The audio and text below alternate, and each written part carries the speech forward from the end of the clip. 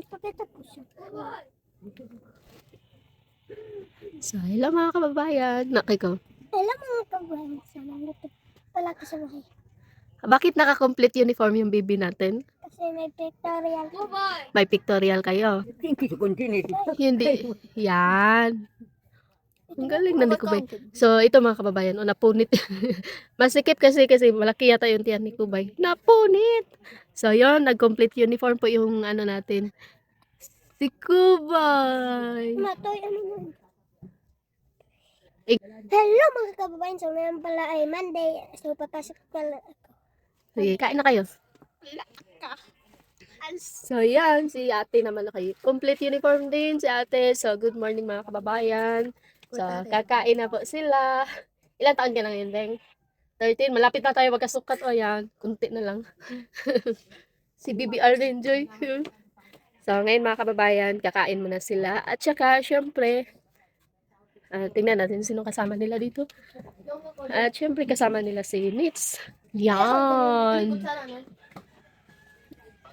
Nakang ka.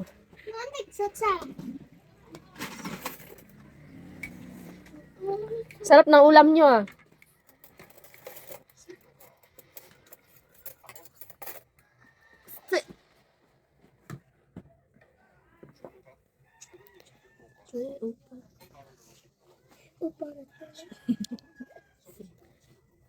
Saan si Nanay Nits? Bakit daw? Meron po. Ano? Merong na ano? Sino? Nanganak ni Juanita? Ay, Ninita? Ay, Ninita. Nanganak si Nida?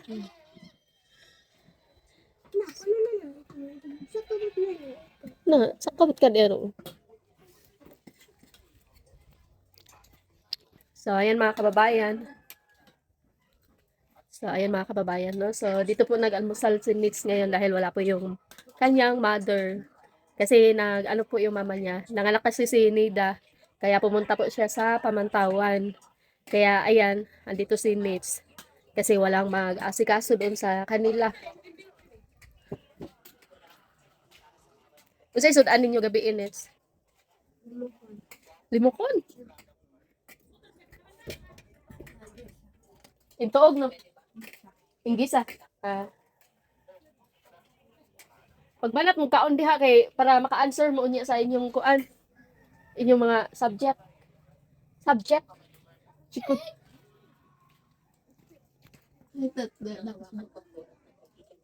Nakapisa ka ba ken? Nakakambol no.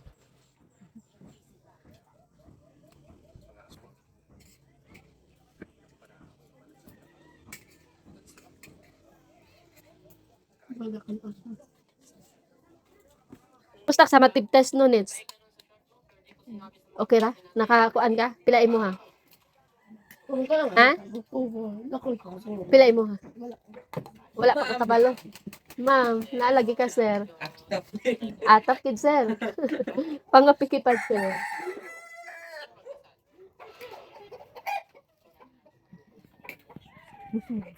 Si Kubay, wala mo yung sa matib test, Kubay?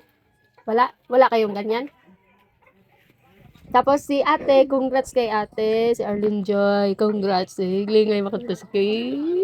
Congrats sa kanya. Ilan yung na-perfect mo? Ilang subject yun, Beng? 3? So, 3 subject po yung na-perfect ni Arlene Joy. Naka-first si Kubay! Yes! Yan. Alam niyo ba mga kababayan, si Kubay po is, ngayon lang po ulit siya nag-uniform. So, naintindihan naman siya ni teacher dahil ano po talaga si Kubay. Hindi siya sanay na nakapalda. Bakit ngayon ka lang naka-uniform, Kubay? Kasi?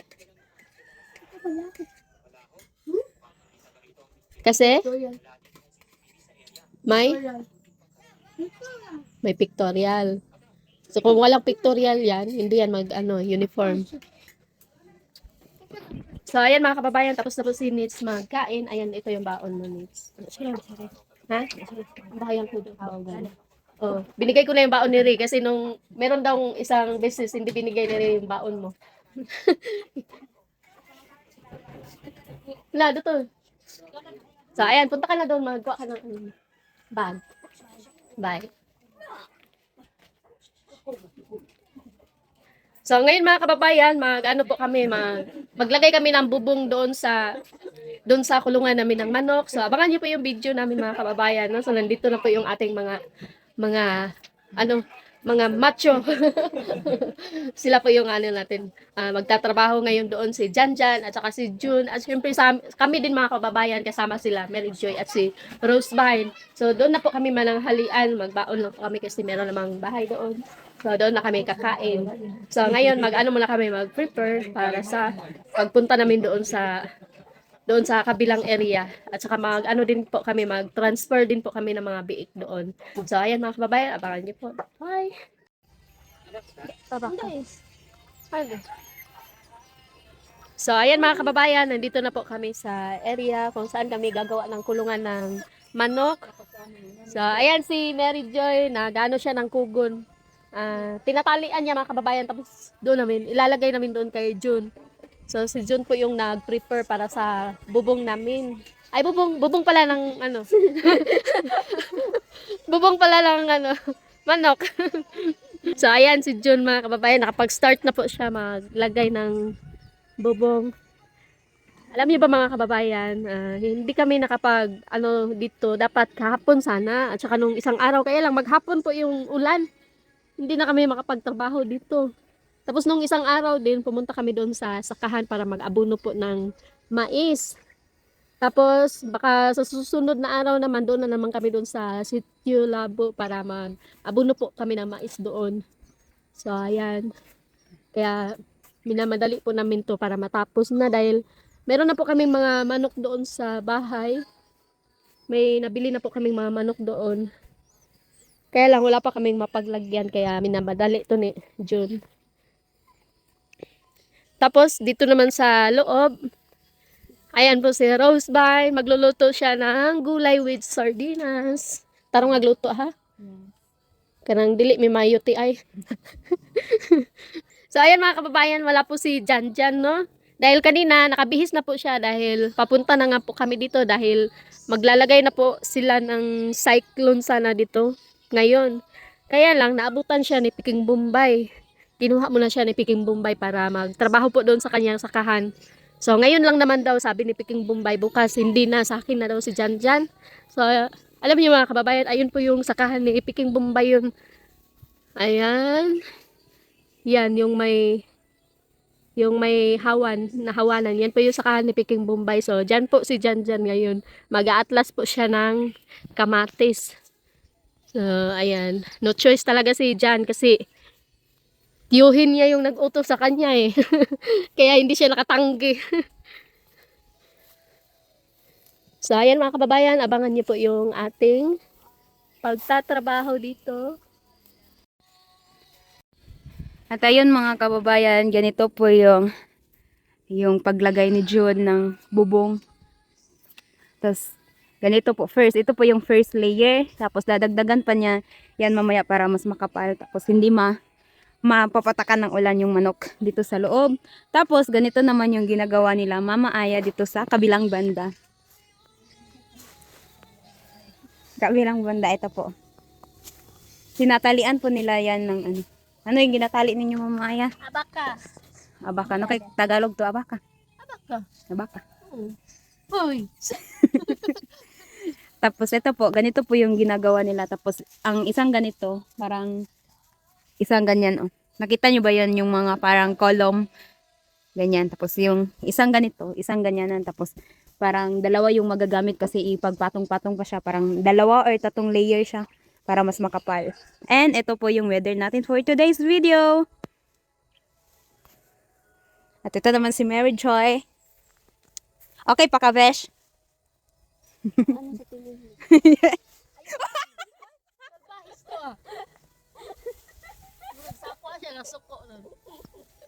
Ito yung ano kanina. Nasadya niya talaga yun.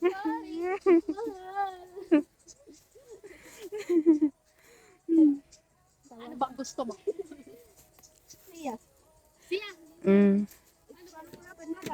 At babalik tayo dito kay June. Ako po yung videographer nila ngayon. Tapos cooker pa. Grabe kung ganap sa buhay ngayon. Tapos ganyan po, gina-fold ni June para mas maging makapal yung ano. Yes. Yan yung first product natin for today's video. Tapos ito next.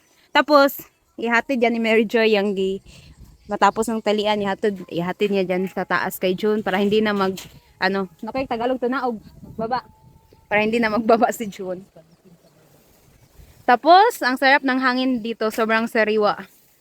Fresh na fresh yung air natin dito sa bukid.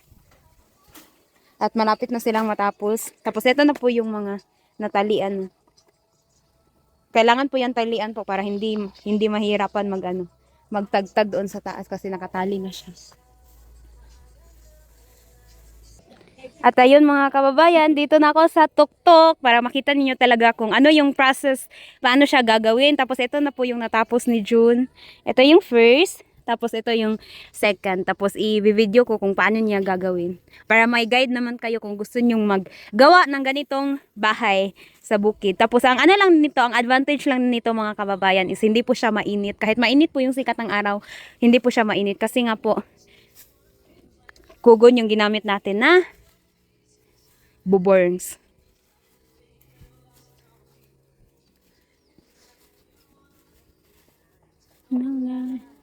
Tapos dito po yung namin, kulungan ng manok. Tapos ganito po yung view na makikita mo dito. Yes.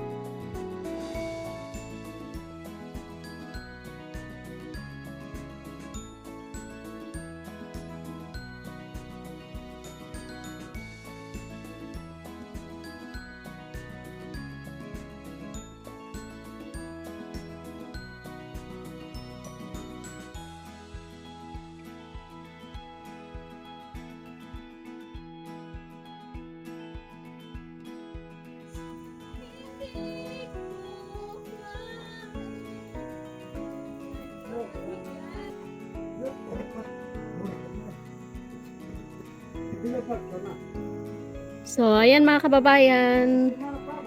Konting tiis na lang po ay matatapos na po yung aming kulungan ng manok. So, bukas maglalagay na po kami ng manok dito. Tapos, sila dyan naman, sila po yung naglagay ng cyclone dito sa paligid. Ayun po yung nilagyan nila doon. So, hindi pa po sila natapos maglagay ng cyclone mga kababayan dahil paulan na po at saka mag alas 4 na po. Kuya, headset na yung isa, oh. Oh? May uli niyo, kutsaran, sambayan niyo ba? Pati itong buntok.